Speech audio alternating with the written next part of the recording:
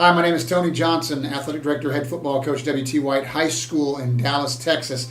Tonight, you're going to be part of the Athletes Roundtable Texas High School Coaches Edition. And throughout the course of the evening, you're going to get to hear from some really successful high school football coaches. But more importantly, you're going to watch some videos featuring some NFL players and some coaches from around the area and in the professional ranks, brought to you by Clutch Course.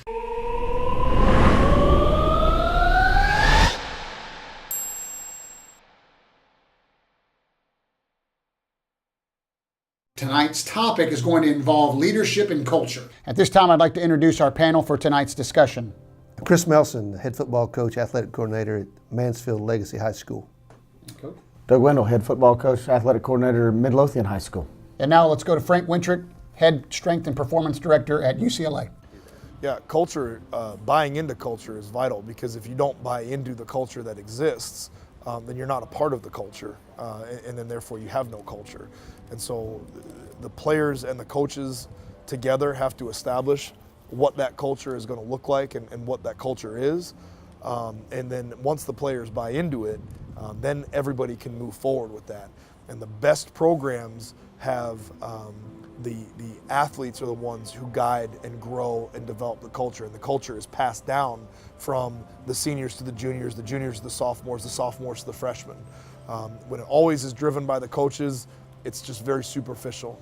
When the athletes buy into it, and then when they embrace it, and then when they start creating their own unique cultures within the culture, the subcultures that support the primary culture, that's when really special teams, really special programs are built. All right, so with let's begin. So with so much talk about culture these days, how are you ensuring that your culture is being built? And I'll go to my friend Doug here. Well, for us, number one, we want to make sure that it's our culture. It fits what we do and who we are. We're not going to go try to steal from Alabama or Cedar Hill. And we go to clinics and listen to a lot of people speak. And if we see stuff that will fit into us, then we'll use it. But we want to make sure it fits our needs and our kids.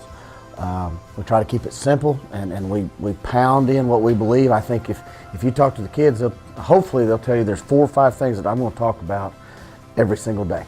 And I may say them a different way, but we're going to talk about being our personal best. We're going to talk about individual responsibility. We're going to talk about how we approach what we're doing, whether it be English class or math or lifting weights or running plays, how our approach, and then our being intentional about our response, and then team first. And those are the 5 things that we're really going to focus on as a culture, and we pound that into them each day. I think we do several things uniquely to ensure that they get it, but we try to keep it simple and just do those things. And ultimately, hopefully, at least from my standpoint, the things that we're trying to teach from a culture standpoint are things that are values that are going to allow them to be successful in whatever they choose to go do when they graduate. That's good. What about you, Chris? Yeah, very similar to Doug. We have core values in our program. We have 7, and those are non-negotiables. And the first thing that we teach is the first value is we're going to value our teammates above ourselves. And so it's all built around the team concept. And we go from teammates. Our second thing we value is hard work. We value hard work. It's important that we work hard. A lot of people say, well, I want something free, I want something easy, and we feel like that if you work hard, that's we're going to value that at Legacy. We're going to value the truth. We want to value being honest, having some integrity, and we're going to value championships. We value winning on the field and in life, and then we value relationships. We feel like that's probably the most important word of all of them, relationships. And we really try to teach our players that every one of you is special, but nobody's more special than the next guy sitting in your locker. So we always try to value one another tremendously, and that's we're really working on being good teammates. And if we can be good teammates, we feel like that's great. But also the last 2, we value today, we value our future. And those are the 7 things that have been our core values for 12 years since we've been a program, and they're non-negotiable. They're not changing. And I think just to add on that, from my standpoint, I got into a job late, as both of you gentlemen know, and you mentioned the word relationships. For us, it's all about relationships, because our kids, when we got there, they lost a good portion of the previous coaching staff for whatever reason, and there was trust. you coming in July with 4 new coaches and trying to build that trust, and how do you do it? And for me, I had to say these are the non-negotiables. This is the, people use the term above the line. This is what we're going to stand for, but we're going to trust each other. We're going to care about each other. We're going to love each other. And so, our acronym that we follow this year, I don't know if it's the 7 core values or where we've got, I guess it's 6, but we're the Longhorns. So we say hook 'em, and that's honesty, overcome, overachieve, knowledge, enthusiasm, motivation. And every day I bring a kid up and I say, okay, H. And he tells me honesty. He better know H is honesty. What does honesty look like in the classroom? What does honesty look like at home? What does honesty look like in the locker room? So for us, we tried to tie it back to something that is a Longhorn or something that represents our school. So, but like Chris said, and both of you guys, it's got to be something I like that you said too. Is it's got to be ours. We can't. The Cedar Hill program, which I was a small window a part of, has the speed, Longhorn speed. Well, when I first got to WT White, I said, we're going to be Longhorn speed. Can't be Longhorn speed. We're not fast yet. We're not fast like they are. So yeah, you got to make sure that it's yours and it fits your culture, and that you're always going to steal ideas, but it's got to be your culture. And I believe values. I mean, whatever your culture is, every culture centers around what that culture values. Absolutely. That's what's going to cause you to act and think and respond and do things a certain way. So you start with that foundation. Don't get off those, and That's good. you can build a culture. That's good. At this time, let's go ahead and turn and go to our next clip. Basil Mitchell, former TCU running back and NFL running back. But when you have multiple people involved, there needs to be someone with a vision that steps up and can organize everybody and lead them into a direction. So when we see John Wooden win 13 titles or whatever, that's leadership. He had a plan, he had a vision, and he was able to bring men together to accomplish a goal together. Okay. Basil mentioned John Wooden. A lot's been said about John Wooden, lots been written about John Wooden, and he talked about the collaboration. I guess that leads me to my next question, coaches, is leadership is collaborative. Would you agree? Would you agree with that statement? Absolutely. I think it's very appropriate. Well, what about you, Coach? Sure. I think, it comes in different forms and looks different for different people. The people that I admire the most in the coaching profession, like Coach Melson here, has been here 12 years.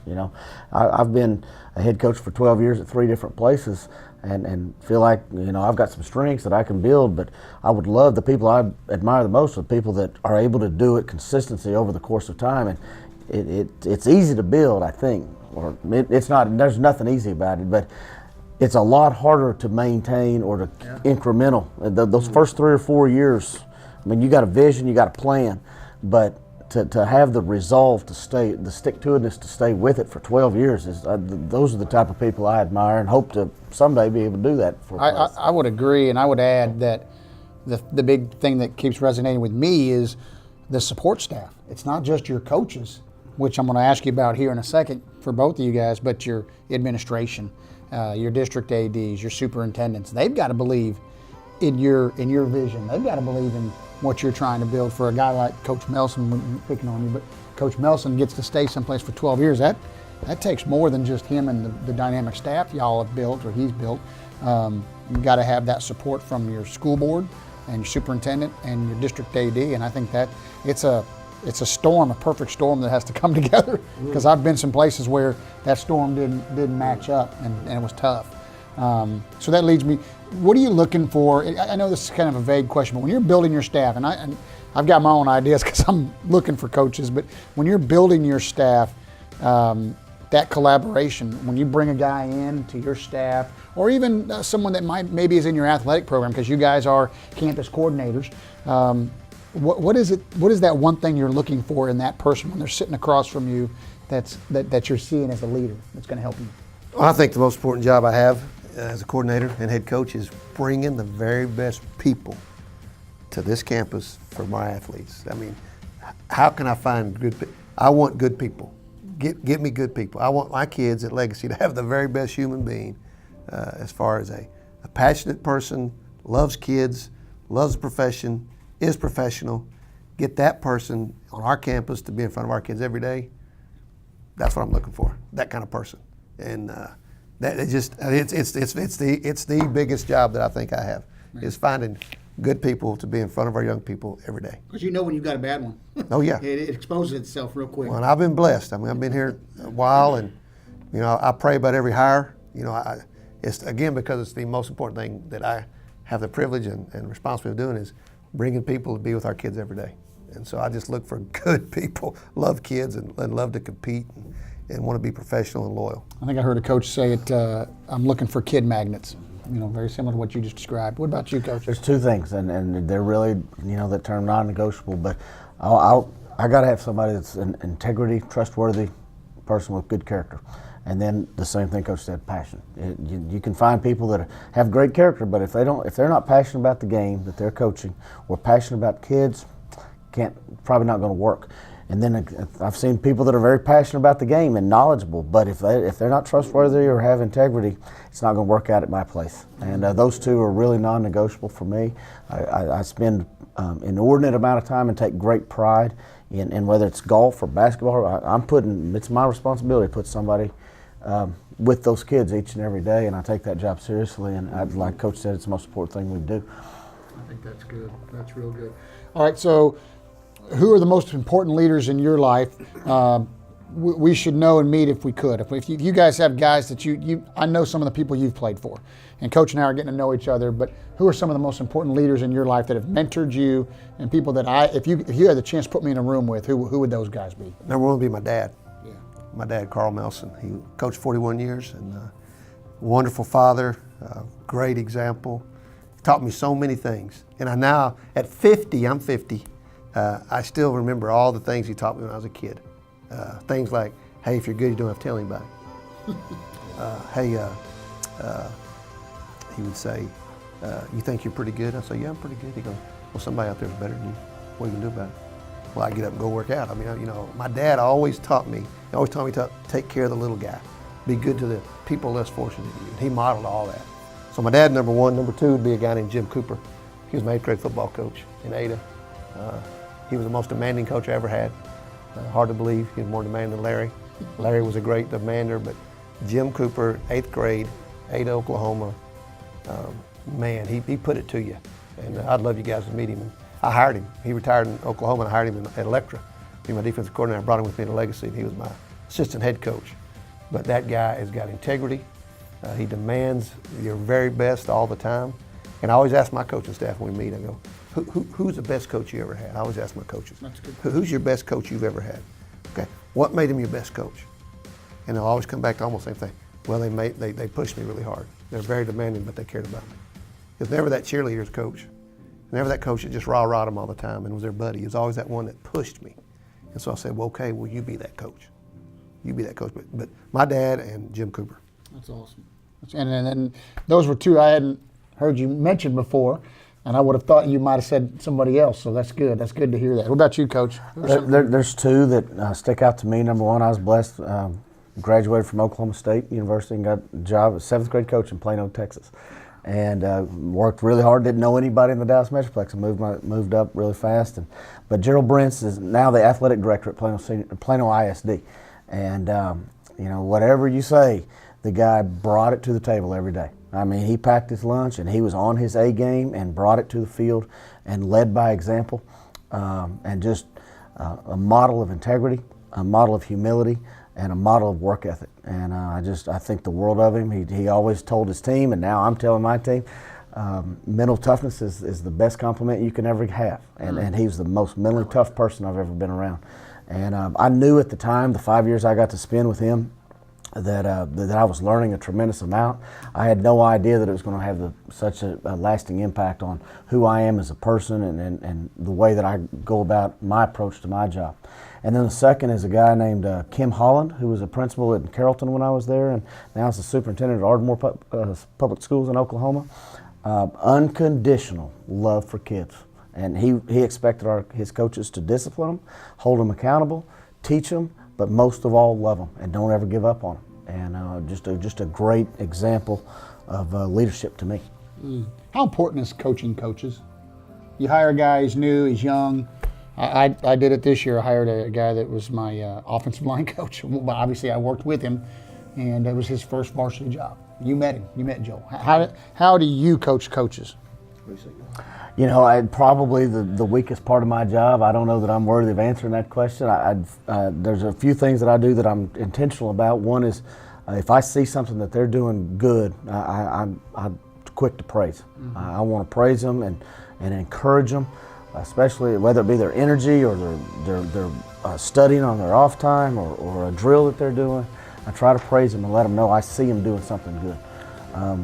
We really work hard to create an environment where everybody's opinion matters, that we're going to listen, and we may not do, but we're going to listen to everybody and respect everybody. So hopefully that environment is a model of raising coaches. I don't know. And then probably for me is, I hope anyway, that the way that I approach my job and have my feet hot and love kids and bring it every day, I hope that I'm modeling is the best teacher, I think. Absolutely. Yeah, I think so. Somebody asked me that once, what's the best thing you did to help your kids, have good, I guess, discipline and good accountability? I said, hopefully I modeled it. I think modeling is the best teachers are modeling. I mean, you watch somebody, you learn a lot, but coaching coaches is very important. You want to hire guys, you don't have to coach very much, but you're always going to have some you need to coach a little more than the others. But when we in our meetings, I always say, now, hey, if any guys want to be a head coach, you want to listen to this now. And I'll give them a little opinion on something. But there are guys that really, it's just like kids. Most kids want to take coaching. Some don't. Most coaches want to be coached, and some don't. All I can do is coach them. And if they accept it, great. If they reject it, it's on them. But a guy that wants to be head coach, I'll spend a lot of time with that guy. Yeah. I'll spend a lot of time. They'll ask me questions, and I want to help that guy become a head coach. I would agree. That's kind of where I'm at in this stage in my life. I feel like I've kind of crossed this threshold where, if I'm being real and honest with both you guys, there was, a time when it was all about Tony Johnson and how quickly Tony Johnson could get to the next great job. And we've talked about that. And in the last 5-6 years, I've really, just through, my relationship with my church and my personal relationship with Christ, I've developed a mindset that I'm going to help these men and these women that are under me achieve what they want, if that's what they want.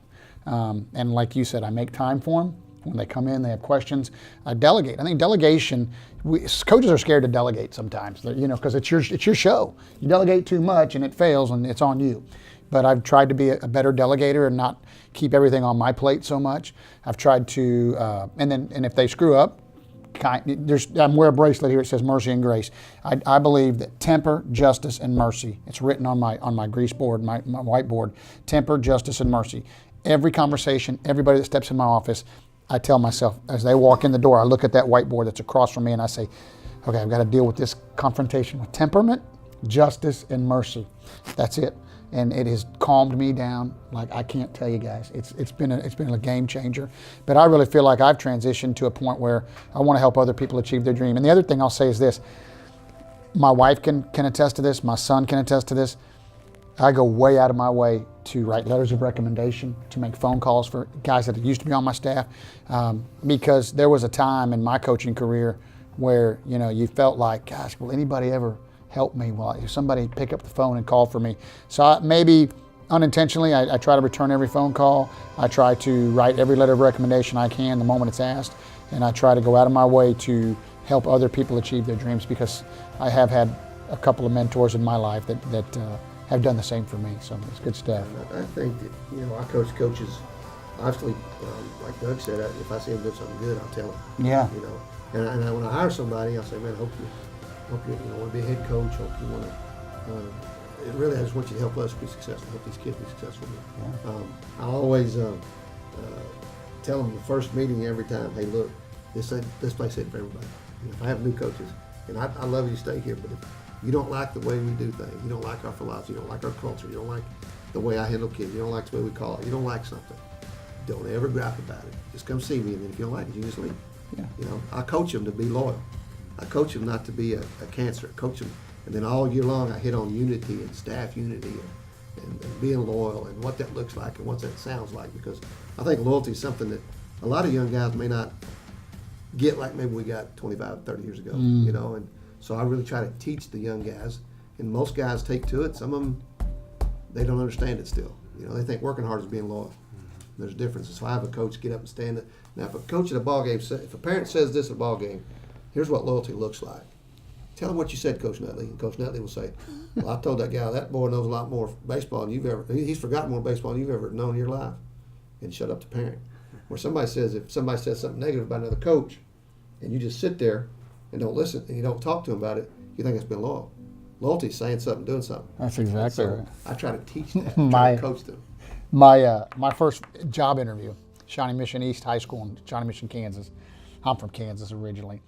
Dr. Angelo Kokolas asked me, gave me a question that I ask now in interviews. He said, nobody goes to teacher's lounge anymore, but he said, you're in a teacher's lounge eating lunch, and you hear two people at another table talking about me. What are you going to do? And I said, well, Coach, he was an ex-coach. I said, I'm going to get up and walk out. I'm not going to.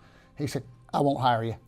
And I went, what? He said, you need to get your butt up and go over there and tell them to shut their mouth, and then tell them, what's your big gripe? If you don't like it, find another job. And that opened my eyes. I mean, that's honestly what I wanted to say, but I didn't know he wanted me to be that confrontational, you know. So he was an ex-football coach, Angelo Kokolas, big Italian Say man. it with mercy and grace. That's exactly. Well, yeah. You got to remember, I was 24 at the time. I know, but you can still be truthful and graceful That's at right. the same time. That's exactly right. No, I try to coach them. I try to tell them this is what I think is a good way to coach this position. Here's a good way to teach this. Maybe I've been, you guys might. I don't know if I've talked to you about this, but I think a good coach is a really good teacher. Oh yeah, You know, without a I tell doubt. them, look, you got to teach this thing. Yeah. I said, you know, I think of a math class. If you're a good math, what's a good math teacher do? Well, they show you step by step exactly how to be successful, and then they let you practice it over and over and over. And they teach you one way. They teach you a simple way. There's about 4 or 5 ways you might do it, but they try to teach you the most simple.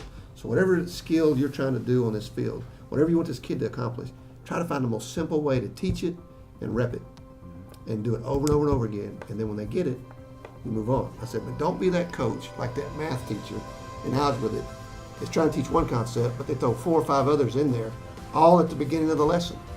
I hate that when they throw in negatives and fractions and all the signs, when all you got to do is try and teach a Pythagorean theorem. A squared B squared equals C squared. So be a math teacher. Be the best math teacher you've ever heard of, or you ever witnessed when you were in class on the football field. Simple, rep, rep, rep. Okay, you got that? Now we'll add a fraction. Now do it with a fraction. Oh yeah, now do it with a negative sign. And we're going to be successful. And you build football like that. So I teach my coaches to coach in that manner. And I don't know if it makes sense to you guys, but No, it does. you know, It does. I want to make it simple. I want the kid to be confident. Sure. Anyway, All that math's making me nervous. Larry McBroom was I know. All right, well, we're going to transition right now to the head football coach at Allen High School in Allen, Texas, Mr. Terry Gamble. Don't look at it as a negative responsibility. What a great opportunity you have in life to do something special. Because in life, you're only going to have so many opportunities. So don't look at it as, oh, I've got to be responsible. No, I get to be responsible. I get to do something special for my teammates. I get to do this. So your responsibility is a huge impact on other people. And that's what real life's about, how you can impact other people. What a great opportunity that you have when you have that responsibility. Well, that's excellent, Coach Gamble. How do you get your kids to believe in the get to versus the have to? I will say that's been a big topic at my place right now. We have a coach battling cancer, and just recently went to a funeral of a former player at South Grand Prairie who passed away in his mid-20s. And I brought that information back to my kids, and I think every time there's a teaching moment, we tell them, yeah, they know when they know one of their coaches is battling cancer. And I said, hey, just buried a 24-year-old former player. And I said, you get to, you don't have to. And we talk about what that looks like, what that means. Twitter had something with Scott Peach over at Arlington talking about the very same thing. So it's interesting how this is a topic that's brought up a lot, your get to versus your have to. So I would ask both of you gentlemen, we'll start with you, Doug. How do you get your kids to believe in the get to versus the have to? For us, it's just talking about the mindset every day. We have a blue brick you have to run through to get into our building. And that's just that switch. You got to flip it, and you got to flip it when you come into that building. And there's an expectation there, and we talk about that approach and our mindset every single day. I get up and I talk 2 minutes, sometimes 6 minutes. It's part of our athletic period. I'm going to talk, and it's always about your approach and how we got to go about what we're doing. But when it comes to that, and I know we got this from Coach Melson either, I think this past summer, sat down. I know a lot of people have leadership councils, and I'd never done it. And we started one this year. And that has probably created that get-to with our program. And we're doing a book study right now with 14 guys that are on our leadership council. And what I'm seeing is, and again, Coach Melson's the one that told me about this, they start thinking like you, they start talking like you, and basically what you're doing is you're broadening your scope of influence. Instead of them being with Coach Wendel for 1 hour in off season, they are with Coach Wendel and what he's saying and what he's preaching all weekend, all day at school. And when those 12 guys start going out there and talking like you and thinking like you and holding each other accountable, then that's kind of where you get to. And we've got that right now in our program, and I'm really excited about it. And I think it goes back to this leadership council. And then the book study, the mindset type stuff. We're reading Pound of Stone right now. And man, I'm bad at that. I think his last name's Metcalf. Okay. I think he wrote the book that we did last year, which was Chop Wood, Carry Water. And they're just 2 and 3 page chapters. It's right up my alley. And it's right up those kids' alleys, you know. It just takes this long. But it's all about your approach and your mental mindset and that you get to. And it's worrying about the details of the everyday pursuit of excellence, not the end game, not the score at the end of the game. It's about your approach to doing the daily things, the little things right. And that has made all the difference in the world in our program in the last 2 years. That's good, Coach. Yeah, I share my faith a lot with our kids, and I just tell them you're blessed. I mean, I'm like you, Doug. I talk to my team every day, maybe 2, maybe 6 minutes, you know, and we'll have a time where I'm reviewing what we did and what we're doing and where we're going, and I always try to remind them. And one of our core values is we value today. Today's a big deal. You have an opportunity to do something awesome today.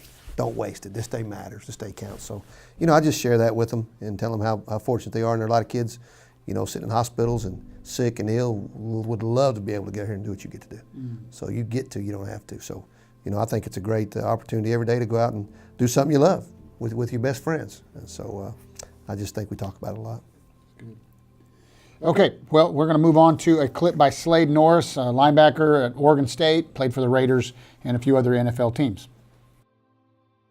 So myself personally, I'll always have short-term goals and long-term goals. I want something that is you're able to accomplish and you have a pathway to do that, but then your short-term goals are setting you up for something that is harder to accomplish and that you may or may not get.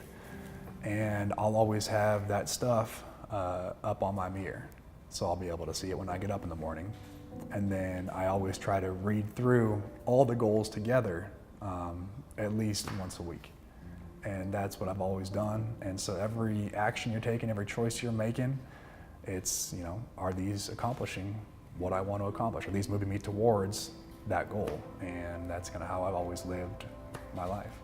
Okay, so we're going to talk right now as we kind of come to a close tonight, and I want to talk to you guys both about how do you teach your kids to set goals? What are some modeling behaviors that you might incorporate into your programs to help teach your kids to set goals? And then how do you measure success for your team? And then ultimately, I know this is vague, but what makes both of you guys successful? What makes both your programs successful? Let's see. I'll go first on the teach our kids set goals. I think that, I don't do a lot of that. I don't do a lot of individual goals we have. Kind of leave that up to them, but we talk about team goals. Our team goal is to win championships. We have a mission statement. Winning championships based on the relationships we build with our teams. We work hard today for our future. That's our mission. And I don't teach. Maybe I should do more of that. I want all of them to reach their goals, but we don't do a lot of setting individual goals. It's more just a team goal. When we say championships, that's the first one you can win is district, and then there's a by-district, there's an area, there's a regional, and then there's a state. And so we've won all of them but that last one. So I don't know if we'll get that opportunity again, but we sure try. But we always have the same goal every year, just like you do, state champion. And I think if you're going to play, you play to win the whole thing. And obviously only one gets to win it, but we're going to keep setting that goal. But I probably should do more with my kids, individual goals. I just don't.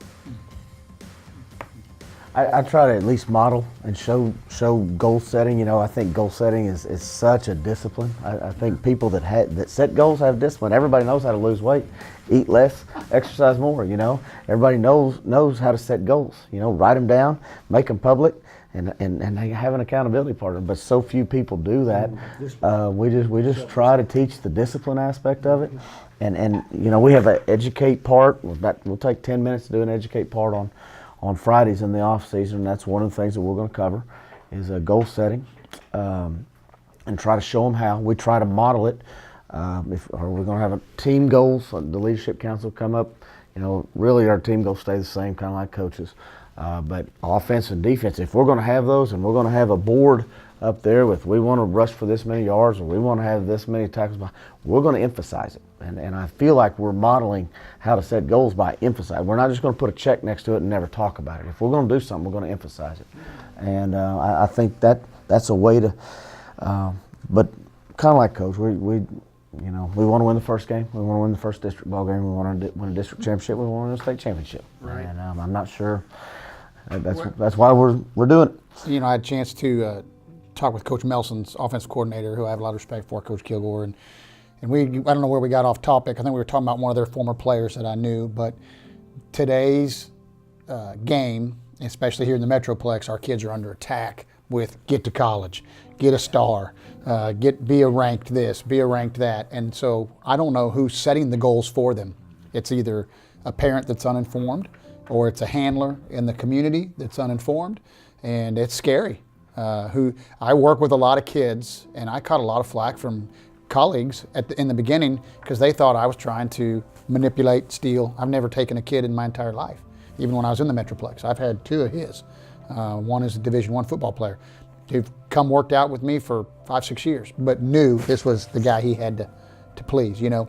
And so for me, I think it's important to help them set goals and talk to them about, oh, okay, so you want to be a Division I football player, but you're a 5'8" guard. You know, let's maybe work through this a little bit. And I'm sorry that someone's telling you you're D1, but son, the numbers say you're not. And maybe if you got faster and played a different position, maybe you could. So I try to talk to them when I had, like this year, getting in late. I finally am having my junior meetings. I'm meeting with the juniors one-on-one, some 5 minutes, some 15 minutes. Do it during the athletic period right now. As we head to spring break, what are your goals? What do you want to achieve? And then I always tell them, not to be crazy here, but Lou Holtz in one of his books talked about the 1965 freshman class of Stanford. They all came in to freshman orientation, and they were told write down where you want to be at the 25-year reunion. There were probably 400 plus kids that did this exercise. They were told to keep that piece of paper and bring it back. Of course, the 25-year reunion happens. There might have been 100 people show up because people die, people can't make it. Out of those 100, 5 people brought that paper back. All 5 of them were in the Fortune 500 richest people, wealthiest people in the United States. Now, it's not all about money, but it proved that they were successful because they were goal setters, and they kept that paper, and they kept that stuff. And so I've always told my kids that story, and they look at me like I'm crazy, and I said, you write it down. I think Herm Edwards said it. He said, I don't tell my players to have dreams, I tell them to have visions, because visions turn into goals. Dreams you wake up and you forget. I like that. I've always thought that was good. What about you guys? Let me just end with this. What makes you guys different? Why are you, I know Chris a little bit, I'm getting to know you, and I appreciate you doing this, and what makes you guys different in our profession? What's different about you? Well, probably my parents are my dad's pretty crazy. Makes me a little different. No, I think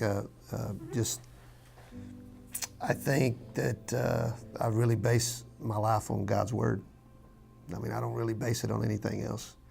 I mean, I'll listen to coaches and I'll hear great things and I'll write it down, you know, and I think if I can apply it, I will. But really, for me, it's Jesus Christ makes me different.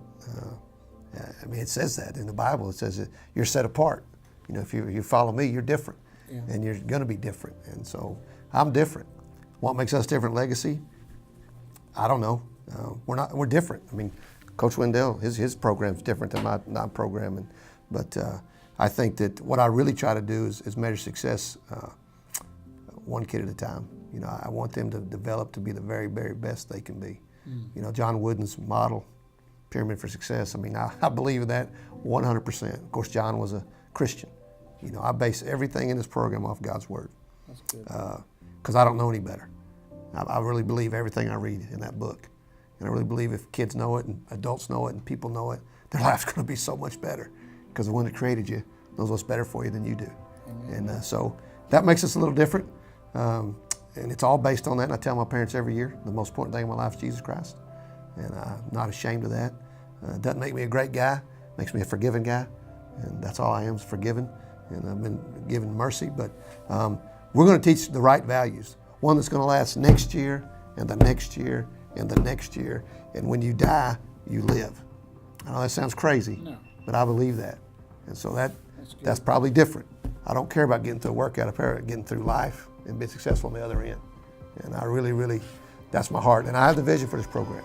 I mean, this is my program until somebody takes it from me.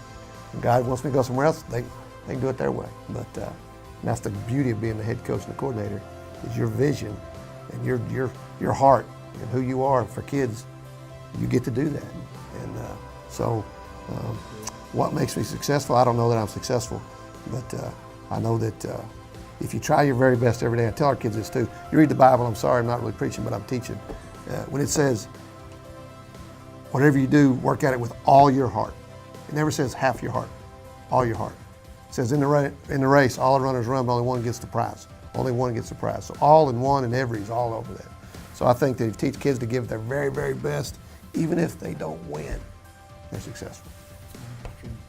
How do you follow that up? All right. We should cut right there, right? I don't have any special skill set. You know, I'm not any special schemer or any special motivator or anything like that. I've been blessed with a love. I think you've got a lot of special skill sets. I've coached against them too many times. I've been blessed with a drive and a work ethic and a passion, a conviction. As I've gotten older, I think through God and some studying and some forgiveness, I've learned that conviction and that drive, I feel like, at least right now, at 45, is pushing in the right direction, which is all about kids and helping them. Prefer to win some football games along the way, but I feel like we're teaching the things that need to be taught. And then, you know, we'd be remiss if we didn't say that this is a tough gig. It's a great gig. We're blessed to have it, but you better have some grit and some toughness and some mental fortitude about you, to some stick-to-itness, you know. Yeah. And I do think that a lot of times, a lot of people, as I look back prior to other people in the profession, success might just be right around the corner, and people either give up or quit because they lose faith. They don't have a strong enough conviction or strong enough vision, a belief. And so I think having great faith, great belief, and a strong conviction about what you're doing is really, really important for the long haul. And I'll speak for Doug. You know, what makes maybe Doug a little different, maybe me a little different, maybe you, is we don't use kids for our climb up the ladder. You know, that's not who we are. Mm-hmm. We love kids. We want them to be successful. Yeah. And that might make you a little different. And there's a lot of great coaches in our area, good men that love kids, you know, and care about them. But I think it might make Coach a little different because he's obviously, there's not a game I've ever played in my life I didn't want to win. There's not a game I ever coached and I didn't think we were going to win. You know, and we've lost a lot. You know, I've had a 1-9 season here and 2-8. That wasn't any fun. And sometimes you do your best coaching when you got the least amount of talent. That's true. And people don't get that. But that's true. I just really think if you give it your all and you're in it for the kids and the right reasons, you're going to be successful. There's just been too many things in my life, I agree 100%, that have shown that it isn't all. I do want to win. I hear both of you. I do want to win. I was telling Coach Kilgore, I said, I'm in a place right now in my life where the good Lord has got me at a place for a reason. I think realizing that and relaxing in that has been key in my life. Relaxing in that. There's a plan. You don't know it. Quit trying to know it, and it'll all work. I think kids playing football for us are going to learn a lot of great things. Oh yeah. They're going to see and learn about themselves, life lessons. And, man, I can do this. I can overcome tough stuff. I'm a champion. I can do things, and that's all going to happen because of your program. But you know, we started a little league at our church called Bridge Sports. They want to me be on the committee to talk about how we're going to do this. And I said, I'll tell you one thing. I said, if you don't keep score, and have a winner or a loser, I don't want nothing to do with it. I said, I want every kid to learn how to win. I want every kid to learn how to lose. Everybody getting a trophy doesn't work for me. And they said, okay, we'll keep scoring. So for 9 years at that church, every little 3-year-old either wins or loses every Sunday or Saturday. And I think it's awesome because they're learning how to deal with success and they're learning how to deal with not winning. Yeah. And so I think that that's just, I like to win. Our deal is winning championships. Yeah. I mean, they keep score. They score. Now, if we don't win, hey, did you give it your best? And if you do, John Wooden said it all the time. I read all his books. There were some teams, some years we won it, the whole thing. I didn't think we were successful because we didn't reach our potential. We didn't reach our potential. We won a game and didn't play worth a nickel. I'm not happy. You know, that's. And boy, if I can, I'm trying to get there as a coach. I'm not as, you know, it took John Wooden 18 years to win a national championship. Yeah. 18 years before he won a national championship. Then he won quite a few. But again, like you said, stick to it, believe in what you're doing. And he kept refining his craft. He kept trying to develop that way to be successful. Yeah. And so I think as coaches, we're all 40s or 50, and I'm 50, y'all are 40s. I'm still trying to get better at what I do. I still want to find a better way to help these kids win and be successful on and off the field. So, you know, I look at Coach Wooden and think, okay, it took him 18. I'm still working on this. You know, we're gonna. But I think we can all get better. Absolutely. You know, and I think the way we do it is bouncing off each other. Well, I tell you what, this has been a great evening with you guys, getting to know you. And, you know, Chris, I've been around you a long time now and just appreciate you as a dad, a father, a coach, and as a mentor to me. I said that today to my offensive coordinator. I feel like you're a mentor, even though we are in the close same age bracket. And Coach, it's been awesome meeting you. And I have two guys I directly worked with that work for you, and I believe they're both good men. And so obviously you wouldn't have them on your staff if they weren't. And so I appreciate what this has done and gotten to meet a new friend and colleague and just connect again with you. So appreciate your time, guys. Thank you.